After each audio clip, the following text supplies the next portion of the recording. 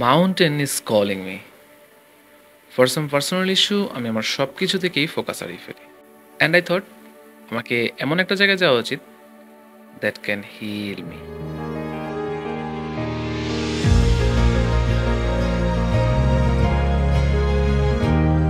হিমালয়কন্যা নেপালে পৃথিবীর সর্বোচ্চ পর্বতশৃঙ্গের ৮টা অবস্থিত।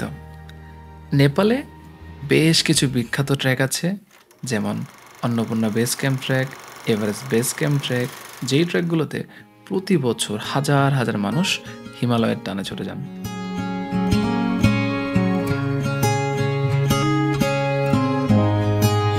কিন্তু এবার আমি বলছি সম্পূর্ণ আলাদা একটা ট্র্যাকের কথা, যেই ট্র্যাকে আমরা দেখেছি একদম আনটাচ র বিউটি, প্রকৃতির সাথে একদম মিশে যাওয়ার সুযোগ, তিব্বতিয়ান রিজন এক্সপ্লোর করার সুযোগ এবং সম্পূর্ণ ক্রাউডবিহীন একটা track. Yes, this is Manaslu Circuit Track.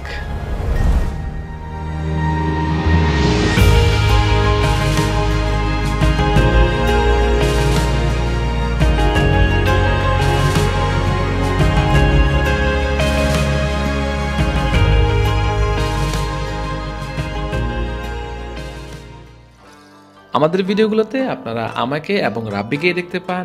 আজকের ভিডিওতে আপনারা রাব্বিকে দেখতে পাবেন, আমি শাহাদাত থাকবো স্টোরি টেলিংয়ে। বাংলাদেশ থেকে সব প্রস্তুতি নিয়ে আমাদের যাত্রা শুরু হলো এবং আমি খুবই প্রাউড ফিল করছি মানাসলু সার্কিট ট্র্যাকের এই ব্লগটি বাংলাদেশ থেকে প্রথম এবং একমাত্র পূর্ণাঙ্গ ট্রাভেল ব্লগ হতে যাচ্ছে। আমরা নেপাল এয়ারপোর্টে নেমে সিম কিনে নিই। এখান থেকে চাইলে মানি এক্সচেঞ্জও করতে পারবেন, কিন্তু বাইরের দোকানগুলোতে রেট কম্পারেটিভলি ভালো পাওয়া যায়, তাই আমরা বাইরে থেকেই করব। তারপর গাড়ি ছেড়ে চলল রাজধানী কাঠমান্ডুর পথে। এই শহর সবসময়ই ব্যস্ত, লোকাল মানুষের ভিড়, পর্যটকদের আনাগোনা। মনে হয় কাঠমান্ডু শহর যেন হাজারো ভাষায় পর্যটকদের বলছে ওয়েলকাম।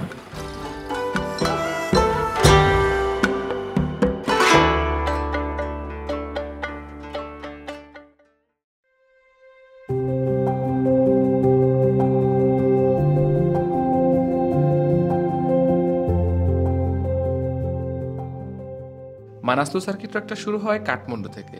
এই ম্যাপ ওয়াইজ পুরো সার্কিটটা আমরা ঘুরে আবার ব্যাক করব কাঠমান্ডুতে। কাঠমান্ডু থেকে যাত্রা 210 কিলোমিটার দূরের জগাতে। ছোট্ট একটা জিপে আমরা 11 জন মানুষের দারুণ কিছু মুহূর্ত।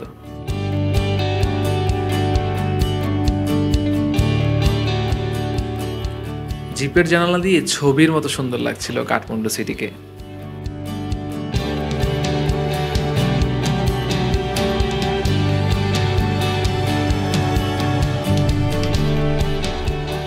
ধীরে ধীরে শহরের কোলাহল মিলিয়ে যাচ্ছে পাহাড়ের নিস্তব্ধতায়। শহরের স্মুথ রোড পার করে গাড়ি এখন পাহাড়ি বাম্পি রোডে।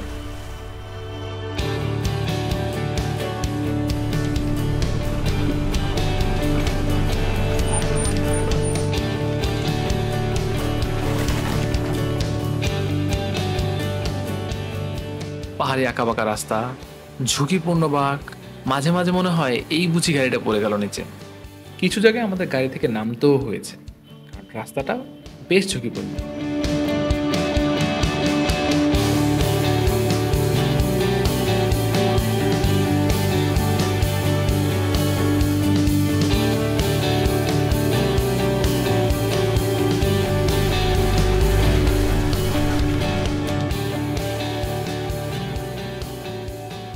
মাঝপথে গাড়ির টায়ার চেঞ্জ করার সময় আমরা এক সুন্দর গ্রামে থামলাম। এখানকার স্থানীয় পাহাড়ি মুরগিগুলোর দিকে চোখ পড়তেই আমাদের লোভ লেগে গেল। জগতে পৌঁছাইতে আর 20 মিনিট লাগবে। সো আমরা যাওয়ার পথে এরিয়াটাতে দেখলাম একটা লজ আছে, মানে একটা বাড়ি আছে, এখানে অনেক দেশি মুরগা পালন করতেছে মুরগি। দেন আমাদের মনে হলো যে 2টা মুরগি কিনে নিয়ে যাই। আমরা এখানে রান্না বান্না সবকিছু নিয়ে নিয়েছি, জগতে গিয়ে এগুলো রান্না করে খাবো।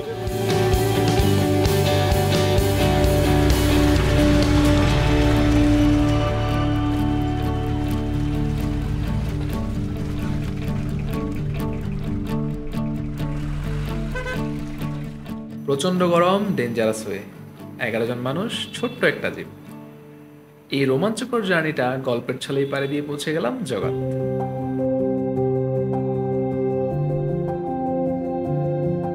পাহাড়ের পাশে দাঁড়িয়ে নদীর ঠান্ডা পানির দিকে তাকিয়েছিলাম। এখানে এসে এক নতুন পৃথিবী যেন আমাদের চোখের সামনে খুলে গেল।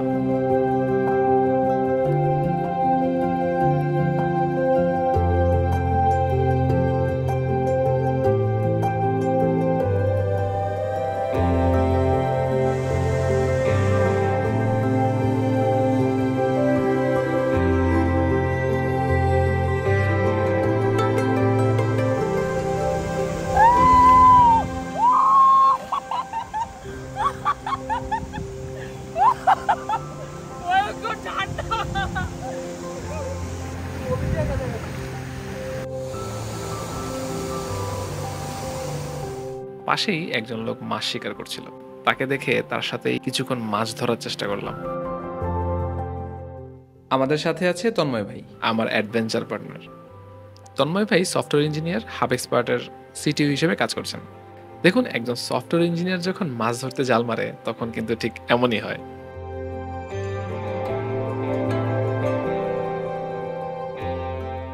গোসল শেষ করে আমরা চলে আসি আমাদের লজে। আমাদের লজটা একটু দেখিয়ে দিই। এই লজটা একেবারে পাহাড়ের পাশেই। রাতের খাবারটা আমরা একটু তাড়াতাড়ি শেষ করে ফেলবো, কারণ আগামীকাল খুব ভোরে আমাদের ট্রেকিং শুরু করতে হবে। তাই সবাই ঘুমানোর প্রস্তুতি নেবে, আর পরের দিন নতুন একটা যাত্রা শুরু হবে। আজকের দিনটা ছিল অনেক কিছু শেখার, অনুভব করার, প্রকৃতির সাথে মিশে যাওয়ার এক অভিজ্ঞতা। আগামী দিনগুলো আরও চ্যালেঞ্জিং হবে, তবে জানি এই যাত্রা আমাদের আরও কিছু শেখাবে।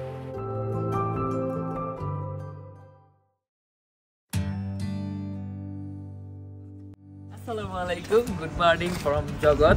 বেসিক্যালি আমাদের মানাস্তু ট্র্যাকের ট্রেকিংটা শুরু হবে জগৎ থেকে। সাধারণত অনেকে যারা মানাস্তু ট্র্যাক করে তারা ট্র্যাক করে ইয়া থেকে, মাচাখোলা থেকে। সো এখান থেকে জার্নিটা যেহেতু জিপে চলে আসা যায়, আপনারা ট্র্যাক করতেছেন, আপনার পাশ দিয়ে জিপ চলে যাবে, এটা বোরিং লাগবে। দ্যাটস আমরা জিপে চলে আসছি জগতে। জগৎ থেকে আজকে আমাদের এই মানাস্তু সার্কিটের ট্র্যাকটা শুরু হতে যাচ্ছে।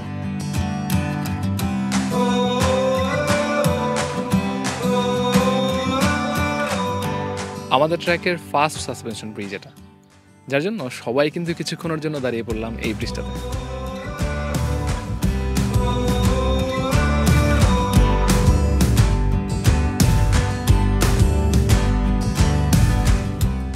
জগৎ থেকে আমরা রওনা দিই ঢ্যাংয়ের উদ্দেশ্যে। এটা একটা লং জার্নি। আমরা সকালে তাও 6টায় রওনা দেই। ট্র্যাকটা শুরু হলো অনেক আশা আর কিছু চ্যালেঞ্জ নিয়ে। লক্ষ্য একটাই, লার্কা পাসের সেই হলুদ নেম প্লেট। দেখাই যাক কমপ্লিট করতে পারি নাকি।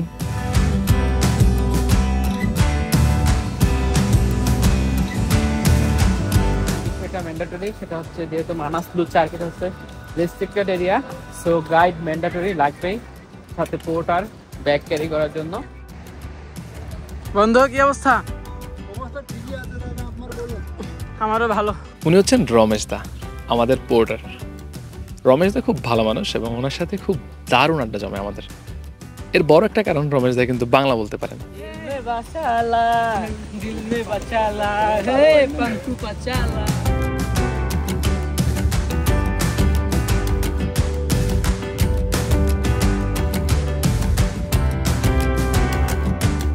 পাঁচ থেকে 6 ঘন্টা কন্টিনিউয়াস হাঁটার পর পানি একেবারে শেষ।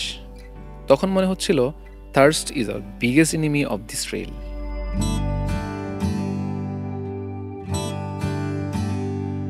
ঠিক যখন হোপ অলমোস্ট শেষ, তখন সামনে একটা ছোট্ট গ্রাম পড়ল। গাইড বলল এখানে পানি আছে। বিলিভ মি, এই পানিটা তখন গোল্ডের থেকেও প্রেসিয়াস লাগছিল। পানি রিফিল করে এই লজ থেকেই লাঞ্চ করে নিলাম।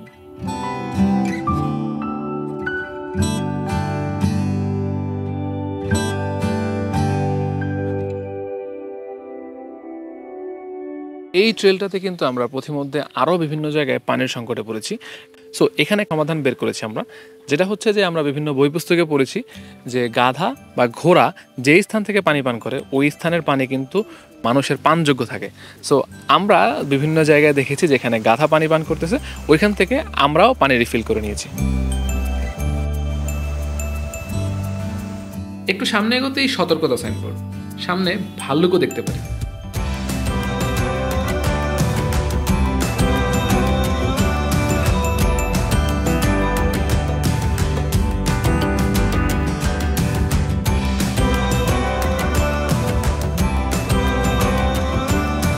হাঁটতে হাঁটতে সবাই টায়ার্ড। প্রি মনসুনে ট্র্যাক হওয়ায় গরমটা একটু বেশি, তাই তো এখানে কিছুক্ষণের বিশ্রাম। এর মধ্যে জেনে নেই এই ট্র্যাকের কিছু ডিফিকাল্টিস হচ্ছে যেহেতু প্রি মনসুন সিজন, একেবারে সিজনও না অফ সিজনও না, প্রি মনসুন সিজন।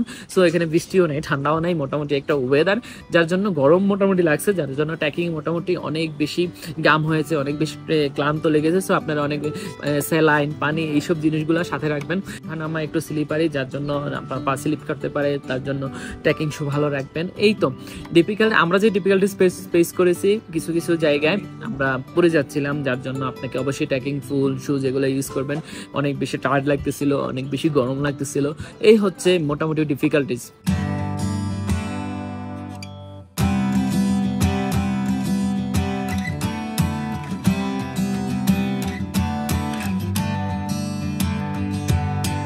চলতে চলতে একটা কোশ্চেন মাথায় আসলো, পাহাড়ের এত উপরে খাবার দাবার জিনিসপত্র কিভাবে আসে? এমন একটা প্রাণী দিয়ে এই খাবার দাবার জিনিসগুলো আনা হয় যার নামে আপনার আমার বাবা মা আমাদেরকে প্রায়ই ডাকে। এটা হচ্ছে গাধা, যার জন্য আমাদের চলার পথে কিছুক্ষণ পরপরেই কিন্তু আমরা গাধার সারি দেখেছি। কিছুক্ষণ পরপরেই কয়েকটা গাধার বড় বড় সারি আসবে, যখন সারিগুলো আসবে একদম ফুল রোডটা ব্লক করে দেবে। সো এক্ষেত্রে সতর্কতা অবলম্বন করবেন, সেফ সাইডে থাকার চেষ্টা করবেন।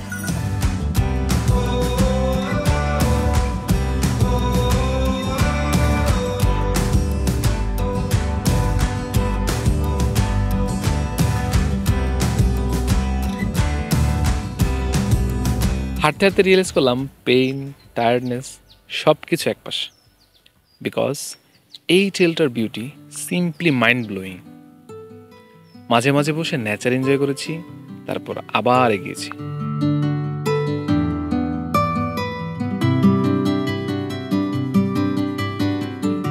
ড্যাঙে পৌঁছাতে আমাদের মোটামুটি রাত হয়ে যায়।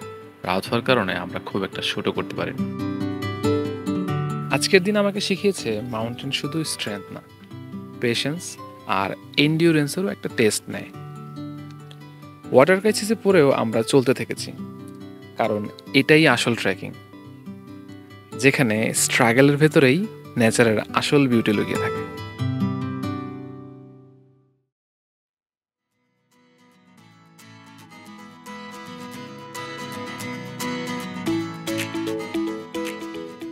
সকালের ফ্রেশ এনার্জি নিয়ে ড্যাং থেকে রওনা দিলাম 2660 মিটার উপরে নামরুংয়ের উদ্দেশ্যে।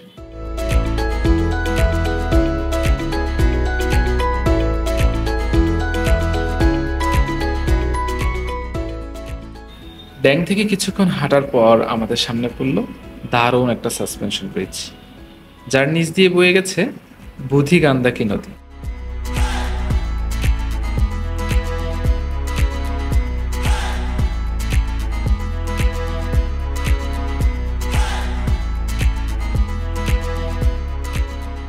নদী পার করে আমরা রানাগ্রামে উঠে গেলাম। এখান থেকে ট্রেল ধীরে ধীরে উপর দিকে উঠতে থাকে।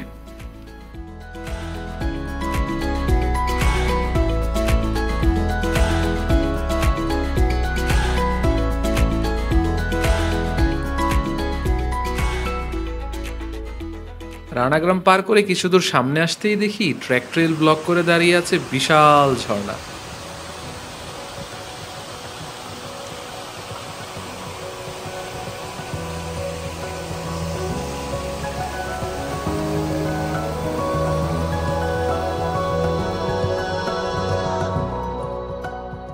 ট্রেক করতে করতে যখন সবাই টায়ার্ড হয়ে যাচ্ছি, তখন সবাই মিলে এইরকম প্লেসগুলোতে এনজয় করে এই মোমেন্টগুলোকে মেমোরেবল করে রাখতে গ্রুপ ছবি তুলে নিই। আজকে আমাদের ট্রেক করতে গত 2 দিনের তুলনায় বেশ কষ্ট হচ্ছে, কারণ ইলেভেশনও বেশি, ট্র্যাক ট্রেলটাও স্মুথ না। মানাসুর ট্র্যাকের প্রথম 4 থেকে 5 দিন তুলনামূলক বেশি কঠিন। একবার বাসা লেবে না মালিক, দুবারা নেই আউঙ্গা। উনি হচ্ছেন ফজল রাব্বি, হাব এক্সপার্ট সফটওয়্যার কোম্পানির সিওও হিসেবে কাজ করছেন। ফজল রাব্বি আমার সব দুষ্টমির পার্টনার।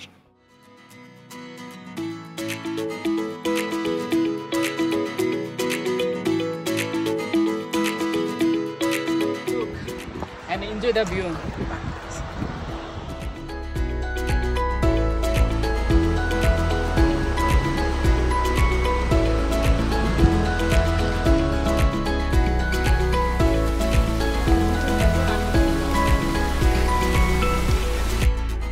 আমাদের টিমে 2জন সুপার ওমেন আপু আছে। তাদের একজন মরিন আপু। মরিন আপু হাব এক্সপার্টের হেড অফ এইচআর। আপুর পায়ে অনেক ব্যথা নিয়েও এত বড় ট্র্যাক সম্পন্ন করতে যাচ্ছেন। আপু আমাদের জন্য অনুপ্রেরণা। এর আগেও আমরা একসাথে এবিসি ট্র্যাক সম্পন্ন করেছি। আরেকজন সুপার ওমেন হচ্ছেন দোলন আপু। দোলন আপু তন্ময় ভাইয়ের ওয়াইফ। উনি এবারই প্রথম আমাদের সাথে বড় কোনো ট্র্যাকে আসছেন এবং ফার্স্টবার হিসেবে উনি খুবই ভালো করতেছেন।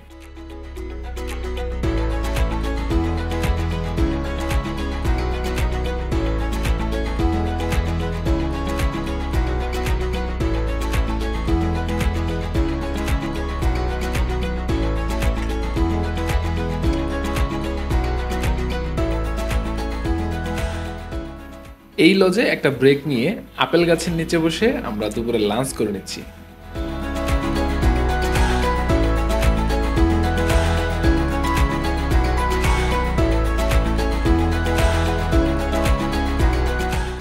এইটা হচ্ছে নামরুমের কাছাকাছি ল্যান্ডস্লাইড এরিয়া। এখানে যখন আমরা এন্ট্রি করেছি এই এরিয়াটাতে, ঠিক ওইখানে লেখা আছে একটা please attention, this is the landslide area. So আমাদেরকে এই এরিয়াটা যতটা পসিবল দ্রুত পাস করে যেতে হবে।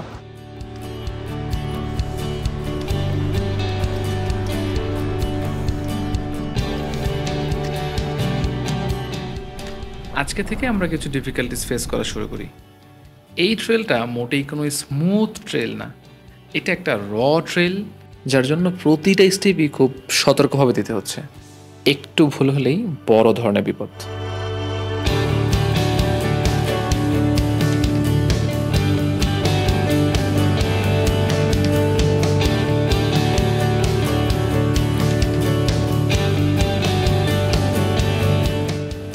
ল্যান্ডস্লাইড এরিয়াটা সেফলি পার হয়ে আমরা চলে এসেছি জঙ্গল এরিয়াতে। জঙ্গল এরিয়াটা ছিল একটু ভুতুরে, যেখানে সবারই আমাদের কিন্তু একটু অস্বরী ফিল হচ্ছিল। এখান থেকেই আমার ট্র্যাকের টার্বুলেন্স শুরু। কয়েকবার পড়ে গিয়েছি, ইজি জিনিসও মনে ছিল না।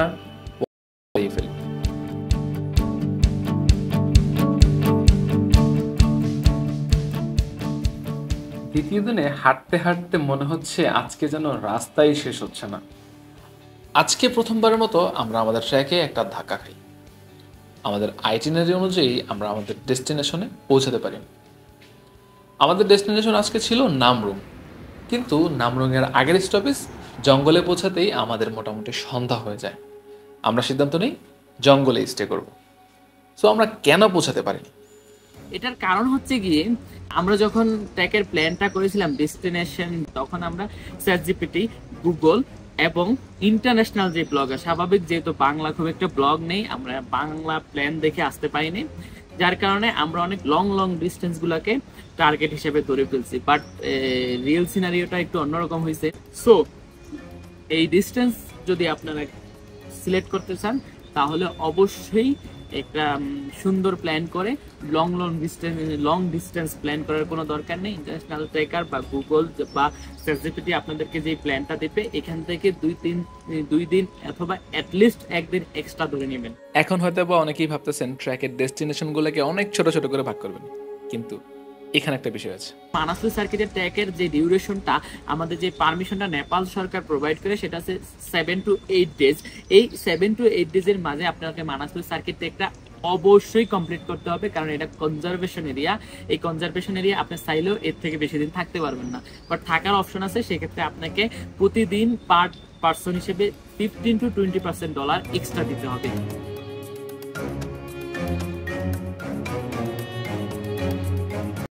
আজকের দিনটা ছিল বেশ চ্যালেঞ্জিং, কারণ রাস্তাগুলো ছিল অনেক বিপজ্জনক, ল্যান্ডস্লাইডিং এরিয়া পার করেছি আমরা, প্লাস আমরা বারবার পড়ে যাচ্ছিলাম এবং অনেকেই পায়ে ব্যথা পেয়েছে। দিন শেষে আমরা আমাদের টার্গেটেও পৌঁছাতে পারিনি, বাট তাই বলে আমরা থেমে যাইনি। নিজেদেরকে ইন্সপায়ার্ড রাখতে জঙ্গলে পৌঁছেই একটা উড়াধুরা ডান্স।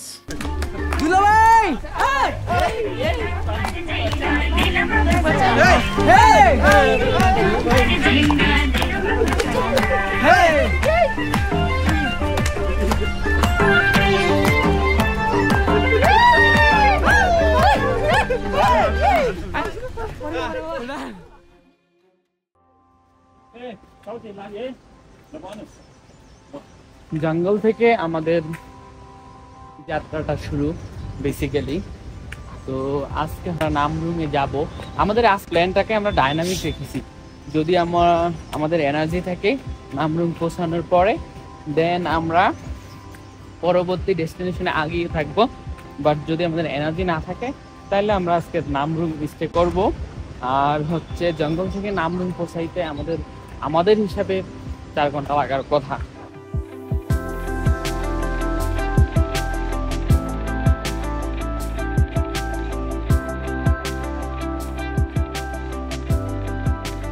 জঙ্গল থেকে নামরুং এরিয়াটা একটু গাছপালায় ভরা ছিল। আজকে থেকে আমরা আমাদের ট্র্যাকের টার্গেটগুলোকে একটু ফ্লেক্সিবল করি এবং কিছুক্ষণ পর পর ব্রেক নিয়ে এই মোমেন্টগুলোকে এনজয়েবল করে তুলছি। তোমাকে আমি আর ছাগল শব্দ থেকে বাঁচিয়ে রাখছি।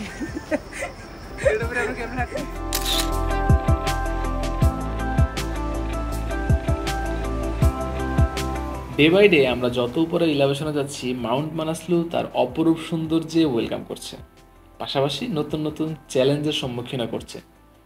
এমনও সময় হয়েছে যে পরবর্তী স্টেপ দেওয়ার মতো এনার্জি নেই, বাট এখনও 5 থেকে 6 ঘন্টা ট্রেকিং বাকি।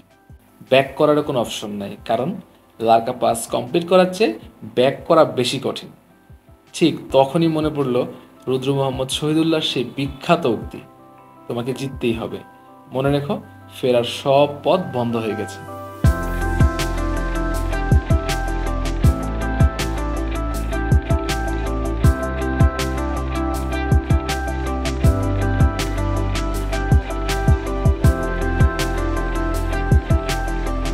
ফাইনালি আমরা আজকে খুব বেশি কঠিন হয় নাই, আজকে ট্রেক করে আমরা জঙ্গল থেকে চলে এসেছি নামরুঙে। সো যেহেতু বলেছিলাম এটা ডাইনামিক রাখবো আমাদের আজকের প্ল্যানটা, যদি আমাদের মনে হয় যে সব টিম মেম্বার পারবে দেন পরবর্তী ডেস্টিনেশনে আজকে রওনা দিব।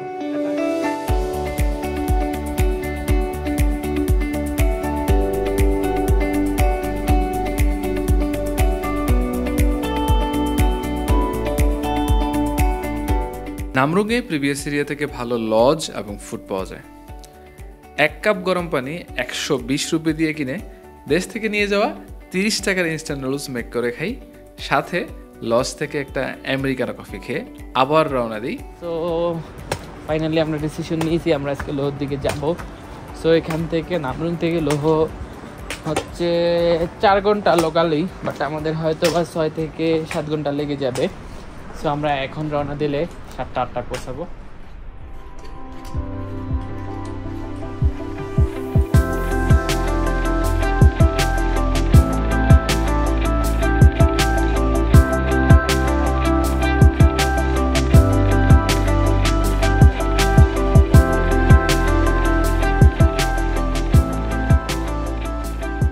নামরুঙের পথে এগোতেই আমাদের প্রথমেই পড়বে লিহ গ্রাম। লিহ গ্রামের দিকে যেতে আমাদের এরকম বেশ কিছু মানি ওয়াল চোখে পড়ে, যেগুলোতে বৌদ্ধদের পবিত্র মন্ত্র খোদাই করা।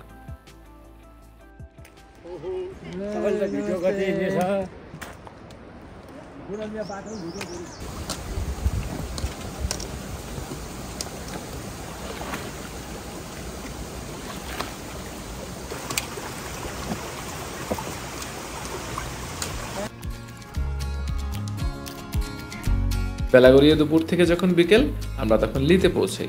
লিতে খুব একটা ব্রেক না দিয়ে আমরা তার পরবর্তী ডেস্টিনেশন শোয়ের উদ্দেশ্যে রওনা দিই। শোয়ের পরেই আমাদের আজকের ডেস্টিনেশন লো।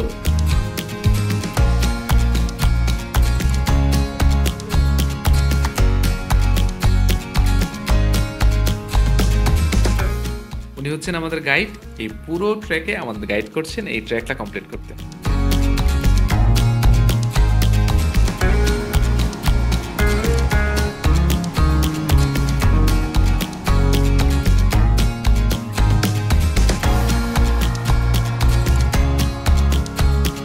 হাঁটতে হাঁটতে সবাই যখন টায়ার্ড, তখনই সামনে শোয়ের সাইনবোর্ড দেখে সবার মুখে হাসি। শোতে এসে আমরা অক্সিজেন ডিফিকাল্টিস ফেস করি। টিমের কয়েকজনের মাথা ব্যথা এবং ব্রিদিংয়ের প্রবলেম হচ্ছিল। দোলনাপুর অক্সিজেন লেভেল ডাউন করে গাইড অক্সিমিটার দিয়ে অক্সিজেন ক্যালকুলেট করে অ্যাক্লাইমেটেশন মেডিসিন দিলেন এবং জানালেন কোনোভাবেই উপরে ওঠা যাবে না, আমাদেরকে শোতেই থাকতে হবে।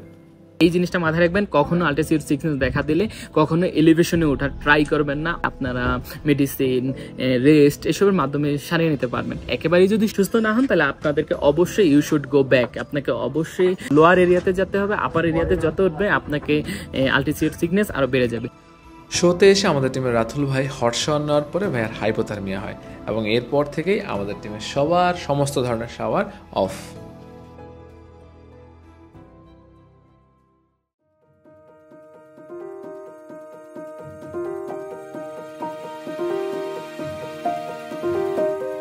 শোতে এসে আমরা একটু মেন্টালি ব্রেকডাউন হয়ে যাই, কারণ আমাদের কয়েকজন টিম মেম্বার গতকাল অসুস্থ হয়ে পড়েন। দ্যাটস ওয়াই আমরা আজকে প্ল্যান করি ছোট্ট একটা ডেস্টিনেশন লোহতে, যেখানে আমাদের পৌঁছাতে লাগবে 2 থেকে 2.5 ঘন্টা।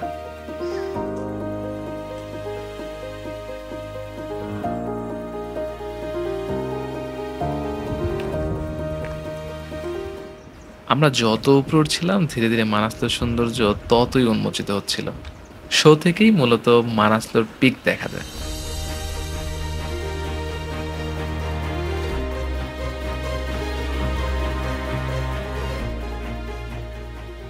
শো থেকে লোয়ের রাস্তাটা খুব বেশি আপহিল না, অনেকটা সমতলই বলা যায়। পাশাপাশি এই রাস্তার ভিউ পুরো মাথা নষ্ট।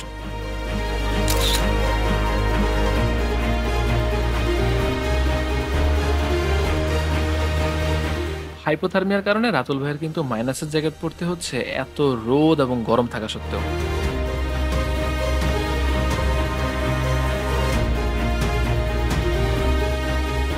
শো থেকে 2.5 ঘন্টা ট্রেক করে আমরা পৌঁছে যাই লোহতে। আমাদের যেহেতু কয়েকজন টিম মেম্বারই আজকে অসুস্থ এবং আমরা মেন্টালি একটু ব্রোক ডাউন, দ্যাটস ওয়াই আমরা আজকে প্ল্যান করি লোহের এই সুন্দর গ্রামটাতে আমরা থাকবো। এখানের ভিউটাও খুব সুন্দর, প্লাস লজগুলোও খুব ভালো।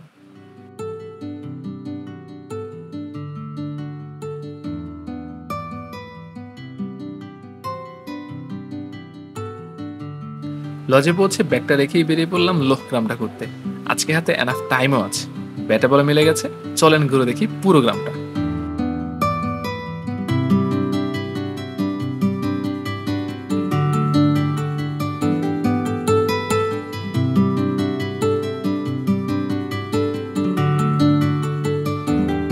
লোতে একটা ভালো দোকান আছে যেখান থেকে আমরা আমাদের প্রয়োজনীয় সব জিনিস কিনে নেই, লাইক রেড বুল, যা আমাদের কাছে লার্কাপাস পর্যন্ত ক্যারি করতে হবে। এটা মোটামুটি আমাদের ভালো একটা এনার্জি দিবে। এছাড়াও প্রাইমারি মেডিসিন এবং শু কিনতে পারবেন এই লো থেকে।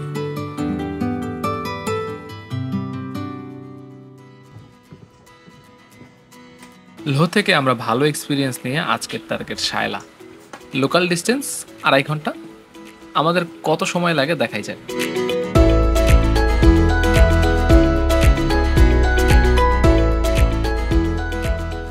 লোহ থেকে শায়লার রাস্তাটা একটা মুভির মতো। চারপাশে বড় বড় পাহাড়, তার পাশে মানুষজন কাজ করছে জীবিকা নির্বাহের জন্য। আমাদের গাইড বললেন সামনে আরো সুন্দর কিছু রাস্তা আছে।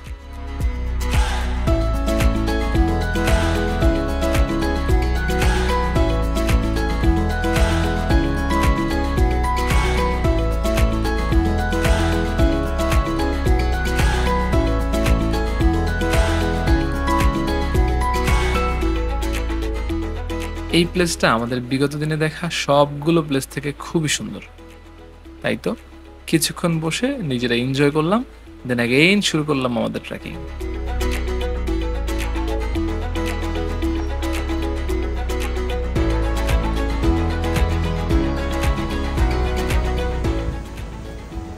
হাঁটতে হাঁটতে যখন কিছুটা টায়ার্ড, তখন আমাদের সামনে পড়ে একটা সুন্দর ঝিরি। ঝিরির পাশে বসে কিছুক্ষণ পানির শব্দ শুনি।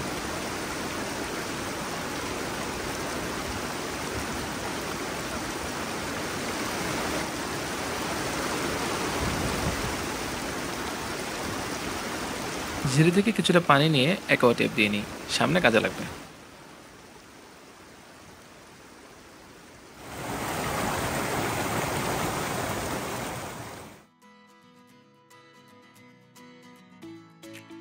ঝিরি পার করে কিছু দূর এগোতেই নেপালি গানের তালে একটা ড্যান্স হয়ে গেল নিজেদের আরেকটু পুশ করতে।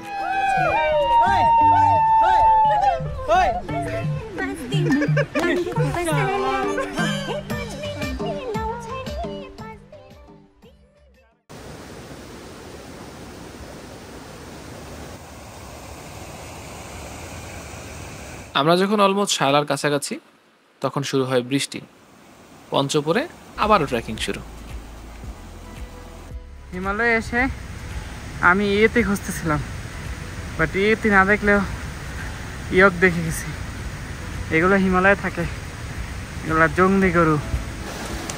বাজার how far Shaila from here? 30 minutes from here. Then আমরা কিছুক্ষণ ট্রেকিং করে দেখি দূর থেকে শায়লা গ্রাম দেখা যাচ্ছে।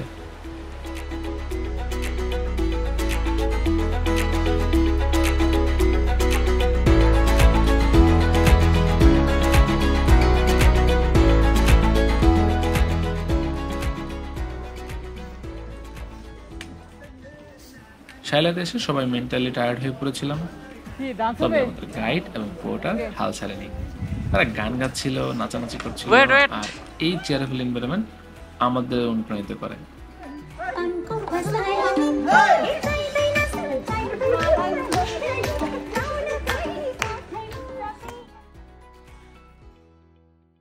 আরেকটা ভালো দিক হলো আজকের ট্রেকিংটা তুলনামূলক তাড়াতাড়ি শেষ হয়ে গিয়েছিল, তাই আমাদের হাতে কিছু এক্সট্রা টাইম ছিল। আমরা ঠিক করলাম আজকের সময়টা নিজেদের মতো করে এনজয় করব।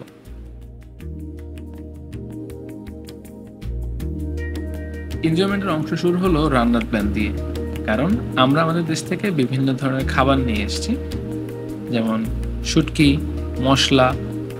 আজকে রান্নার দায়িত্ব নিলেন আমাদের রাতুল ভাই। রাতুল ভাই হলেন হাব এক্সপার্ট কোম্পানির ফাউন্ডার এবং সিইও। পাশাপাশি ভাই টাইম ট্রাভেলারের পার্টনার হিসেবেও কাজ করছেন। ব্যস্ততার মাঝেও তিনি টাইম বের করে বড় বড় ট্র্যাকে বের হন, আর মাঝে মাঝে আমাদের সঙ্গে নিয়ে আসেন। ভাই মোটামুটি ট্রাভেল পাগল মানুষ।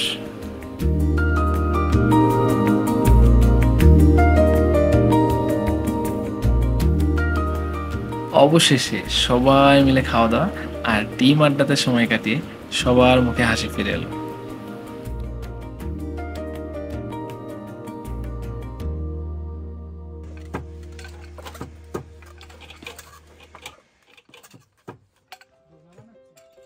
শায়লা থেকে রিল্যাক্সিং আর সুন্দর এক্সপিরিয়েন্স নিয়ে আমরা আজকে ট্র্যাক শুরু করলাম তিব্বতিয়ান রিজন সামাগাওনের পথে। আজকের ট্র্যাকটা ফুল অফ সারপ্রাইজেসে ভরা, কারণ লাইফে ফার্স্টবারের মতো আমরা তিব্বতিয়ান ভিলেজ ভিজিট করার সুযোগ পাবো। একজন ট্রাভেলারের তিব্বত ভ্রমণ একটা ড্রিম বলতে পারেন। এছাড়া আমরা এই ট্র্যাকের সবচেয়ে সুন্দর বীরেন্দ্র লেক আজকে ভিজিট করব। আমরা 500 বছর পুরাতন মন্দির দেখব এবং কাশ্মীরের মতো কিছু সুন্দর জায়গা পাস করব।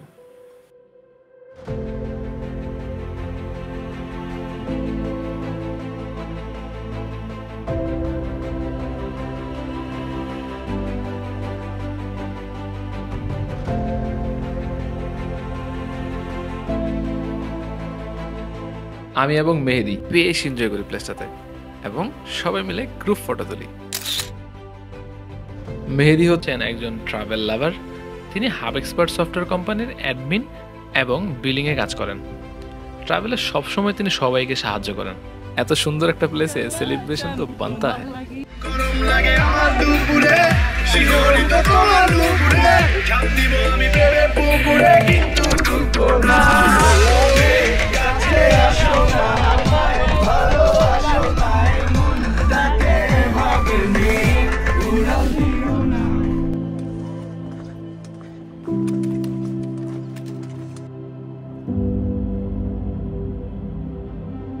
আমরা যেহেতু ধীরে ধীরে একটু উপরের দিকে উঠতেছি, যার জন্য আমাদের কিন্তু ট্র্যাক করতে একটু কষ্ট হচ্ছে।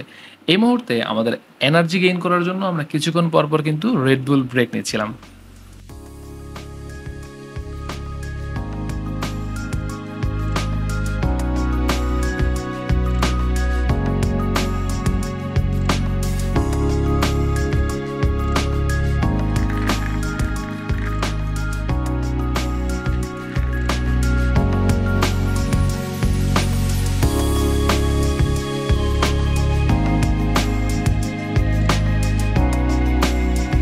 এভাবে প্রায় 4 থেকে 5 ঘন্টা ট্র্যাক করে দুপুর 2টায় আমরা পৌঁছাই সামাগাওনে।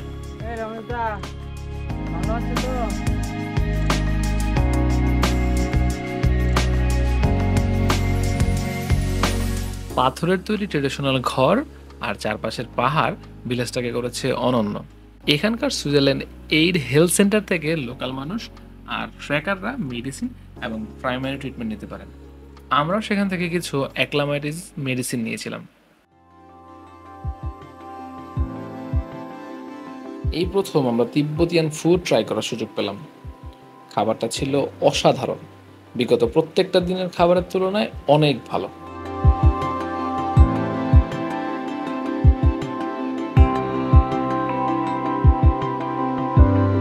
লাঞ্চ শেষ করে সবাই খুবই এক্সাইটেড, কারণ এখন যাব আমরা বীরেন্দ্র লেক। আজকের দিনটা আমাদের কাছে খুবই ইম্পর্ট্যান্ট, কারণ আজকের দিনে আমাদের অ্যাক্লামাইটিস হতে হবে বীরেন্দ্র লেকে।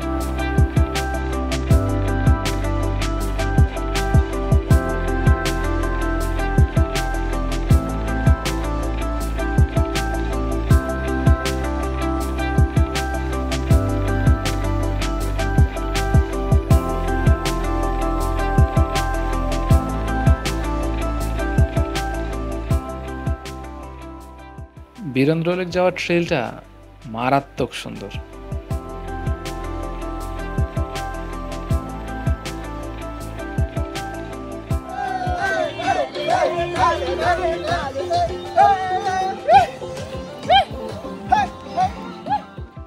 আমরা আমাদের ডেস্টিনেশন বীরেন্দ্র লেক চলে আসছি, বাট যেহেতু এখনো সামার সিজন আসলে তো লেকে পানি অনেক কম।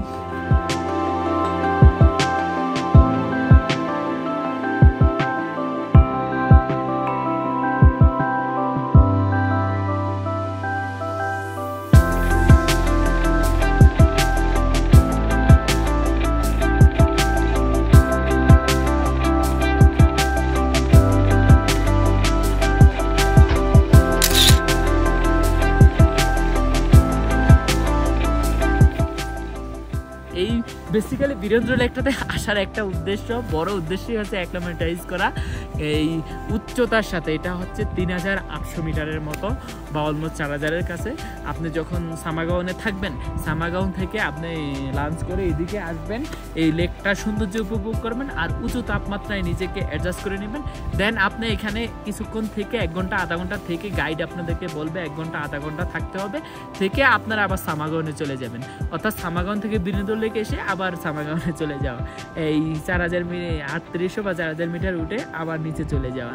এর মাঝে আপনার বডিটা উঁচু তাপমাত্রায় অ্যাডজাস্ট হয়ে দেবে, যার ফলে আপনারা মানাসলু সার্কিটে গিয়ে তখন এই অ্যালটিটিউড সিকনেসে পড়বেন না। সো এই জিনিসটা অবশ্যই মাথায় রাখতে হবে।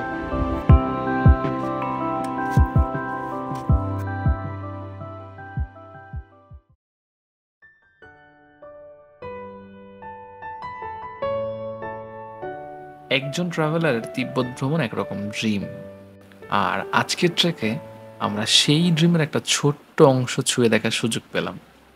আজকে আমরা আছি তিব্বতিয়ান রিজনে সামদোর পথে।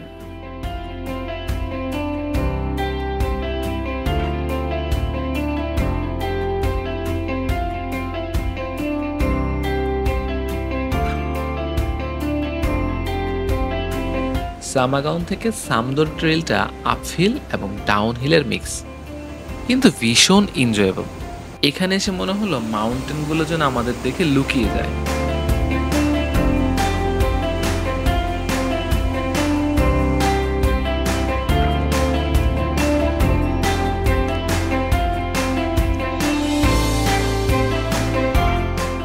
এখন এমন একটা জায়গায় আছি, এটা অলমোস্ট 3800 থেকে 900 মিটার উপরে সামদো এবং সামাগাওয়ের মাঝখানে। সো এই জায়গাটাতে না বসে পারি না, এত সুন্দর এরিয়া।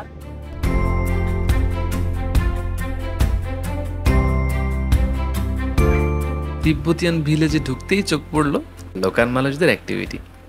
লোকাল মানুষরা ভীষণ সহজ সরল, তাদের জীবনযাত্রা দেখলে মনে হয় আমাদের জীবনে কোনো অভিযোগেরই জায়গা নেই।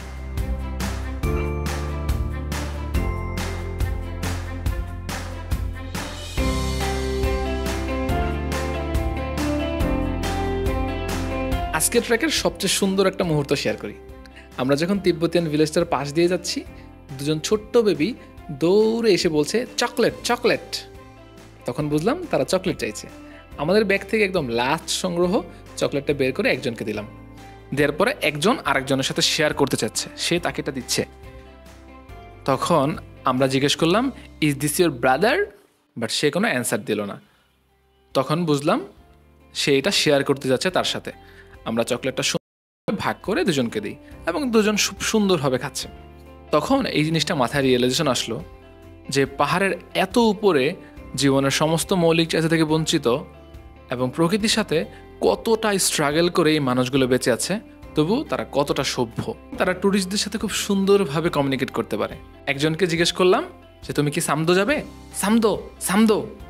সে দৌড়ে চলে আসলো আমাদের দিকে, তাকে কোলে নিয়ে আদর করি এবং কিছু সুন্দর ছবি তুলে আমাদের গাইডকে বুঝিয়ে দিই। গাইড তাকে সুন্দর করে তার বাসায় পৌঁছে দেয়।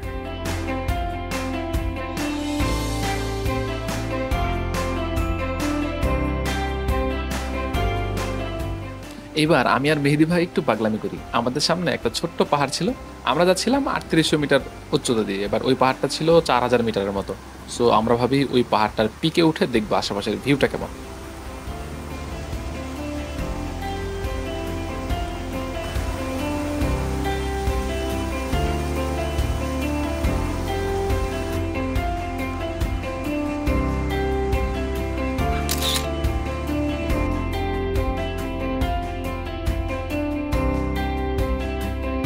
এবিসি সার্কিট আর ইবিসি থেকে এই ট্র্যাকটা অনেক কম ক্রাউড আর অনেক বেশি কাম এবং বিউটিফুল নেচারে ভরা।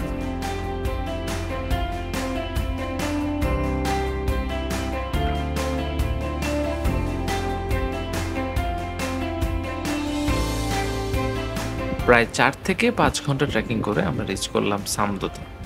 আজ আমরা সামদোতেই স্টে করব।